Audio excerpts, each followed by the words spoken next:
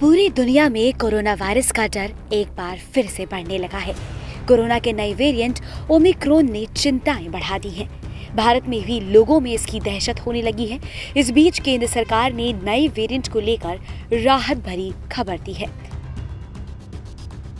संसद के मॉनसून सत्र के दौरान स्वास्थ्य मंत्री ने राज्यसभा में कहा कि फिलहाल देश में कोरोना के नए वेरिएंट का एक भी मामला सामने नहीं आया है। नया वायरस दुनिया के कई देशों में पाया गया है, लेकिन अभी तक भारत में एक भी मरीज ओमिक्रॉन के नहीं मिले हैं।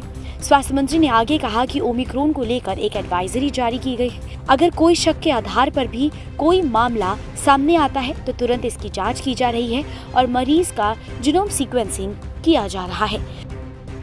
उन्होंने कहा कि देश में कोविड की स्थिति नियंत्रण में है, लेकिन इसे और फैलने से रोकने के उपाय किए जा रहे हैं। साथ ही केंद्र ने हर घर दस्तक अभियान को 31 दिसंबर तक बढ़ाने का निर्देश दिया है, जिसमें 100% पहली खुराक और दूसरी खुराक के टीकाकरण के बैकलॉग को पूरा करने पर ध्यान केंद्रित किया गया है। आपको बता दें कि विश्व स्वास्थ्य संगठन यानी कि WHO की ओर से इस वेरिएंट को वेरिएंट ऑफ कंसर्न बताया गया है। अब तक मिली जानकारी के मुताबिक नए वेरिएंट कोरोना के बाकी वेरिएंट से ज्यादा संक्रामक बताए जा रहे हैं। वहीं दिल्ली के मुख्यमंत्री अरविंद केजरीवाल ने ओमिक्रॉन के मद्देनजर मंगलवार को प्रधानमंत्री नरेंद्र मोदी से अंतर्राष्ट्रीय उड़ानों पर प्रतिबंध लगाने का अनुरोध किया है, क्योंकि उनमें से ज्यादातर उड़ानें राजधानी में उतरती हैं।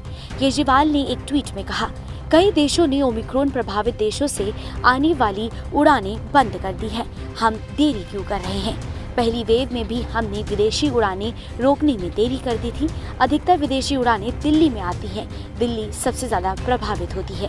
पीएम साहिब कृपया उड़ानें तुरंत बंद करें।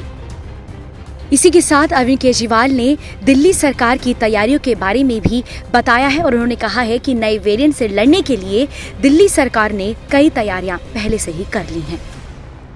ओमिक्रॉन वायरस ने दुनिया भर में सबकी चिंता बहुत ज़्यादा बढ़ा दी है।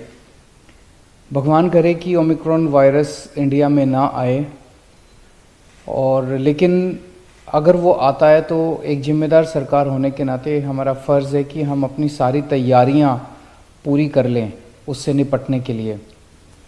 तो आज मैंने सभी विभागों की, जो भी संबंधित विभाग हैं, उनके साथ मीटिंग की और उससे निपटने के लिए जो तैयारियां करने की ज़रूरत है उनका जायज़ा लिया।